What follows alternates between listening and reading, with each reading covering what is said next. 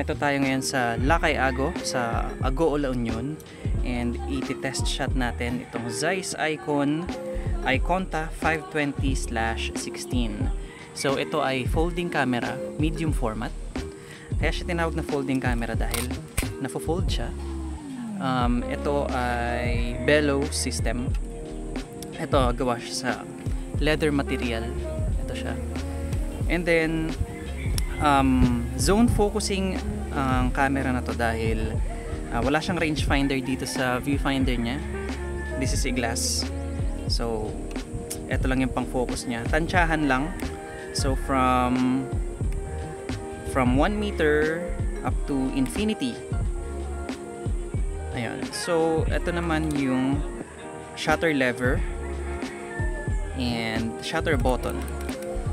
Hindi coupled yung shutter niya dun sa film advance, kaya kapag magpipicture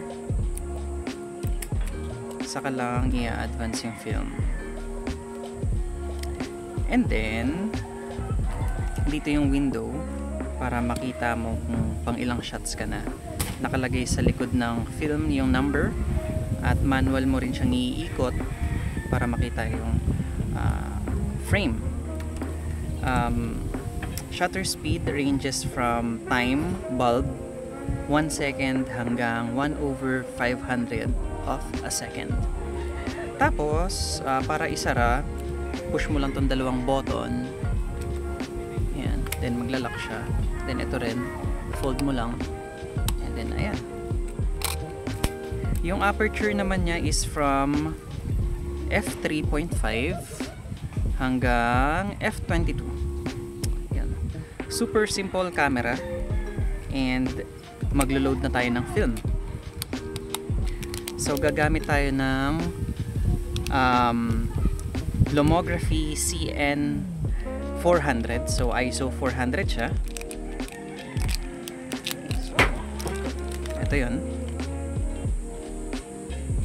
Color negative 400. Analog love. Yung camera, meron siyang tab dito sa left side. Baba lang natin siya para bumukas yung film door. Meron na kagad nakalagay na film spool galing sa lumang film. So ililipat lang natin siya from right to left.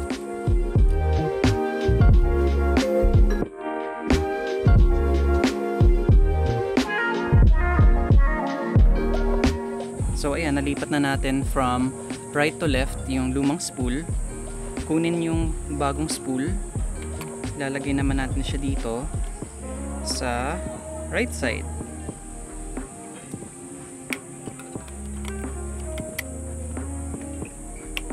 Okay, yan. Secured na siya. Then, kunin lang natin yung sticker na to. And ikot. So 120 film. Tapos ilalagay lang natin siya dito sa slit. Ayan. Tapos ikutin lang to. Ayan, para secured siya. Then yung arrow, may arrow dapat nalalabas, which indicates na dapat hanggang dyan lang tayo maglo-load. Tapos sara na natin. Lock. And then dito sa window na to, sa red window, makikita yung numbers. Mag-i-stop tayo sa number 1.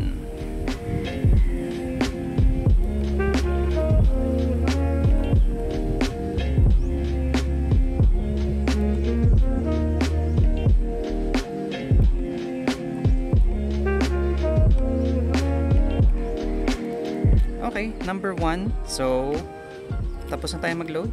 Ready for shooting na tayo. So shot number 1 tayo. And by the way, dito pala sa ilalim yung tripod mount. And yun lang. So shot number 1 tayo. Setting natin is f8. f8 1/250.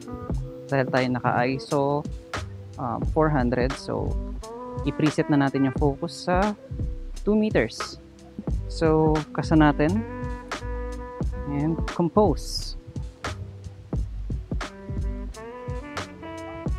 1, 2, and...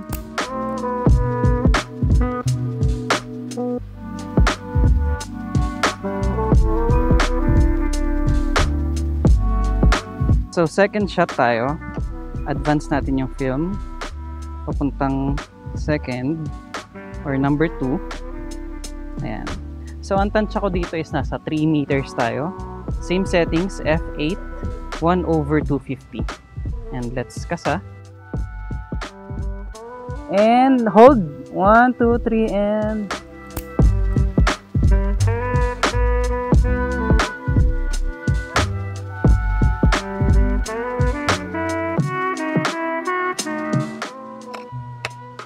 So, advance ulit natin yung film hanggang sa number 3, yung nasa red window.